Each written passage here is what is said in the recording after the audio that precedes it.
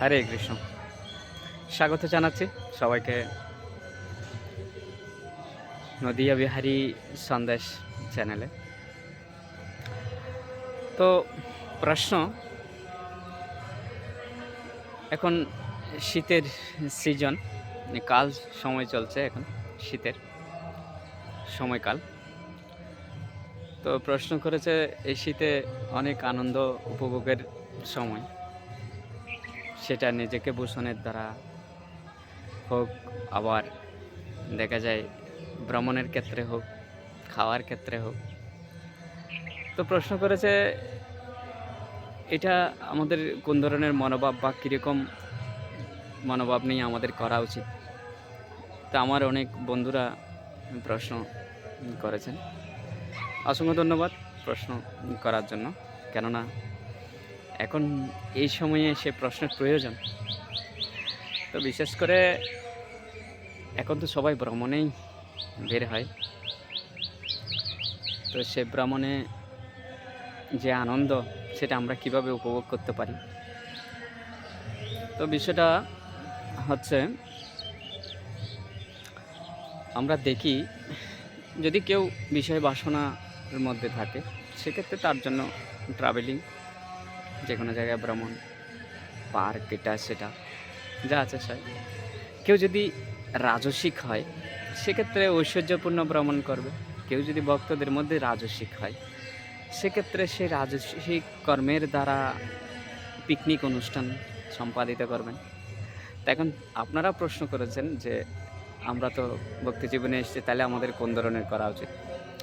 তো আসলে এই যে পিকনিকটা ভগবান শ্রীকৃষ্ণ করেছিলেন, বৃন্দাবনে অকাসুরকে বধ করেছিলেন এই পিকনিকের সময়, যখন পিকনিক চলছিল, পিকনিক ফেস্টিভ্যাল যখন হচ্ছিল, তখনই অকাসুরকে বধ করেন। তো আমাদের ভক্তদের হিসাবে আমাদের মনে রাখা উচিত, যে কোনো কর্মের ক্ষেত্রে আমাদের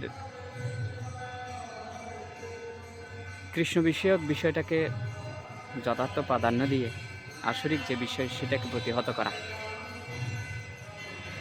তো আমরা দেখি এই যে আসরিক বিষয়টা প্রতিহত কিভাবে করেছিল ভগবান কৃষ্ণ। তিনি পিকনিক পার্টিতে অসুরকে বধ করেছিলেন। তাহলে আমাদের কি করা উচিত? আমরা কোথায় পাবো সেই অসুর? তো বলছে, যদি আপনি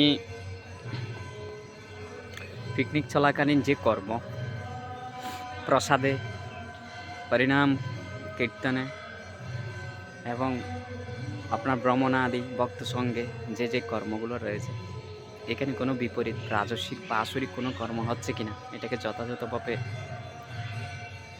আপনাকে খেয়াল রাখা। যেমন আমরা যে প্রসাদটা গ্রহণ করি, যেটা যে কোনো কর্মের একটা বৃক্ষের নিচে যে ফার্টিলাইজার দেওয়া হয়, সার দেওয়া হয়, তো সেই সার যদি যথাযথ দেওয়া না হয়, তাহলে বৃক্ষের যে ফল, সেটা প্রাপ্ত হওয়া সম্ভব নয়।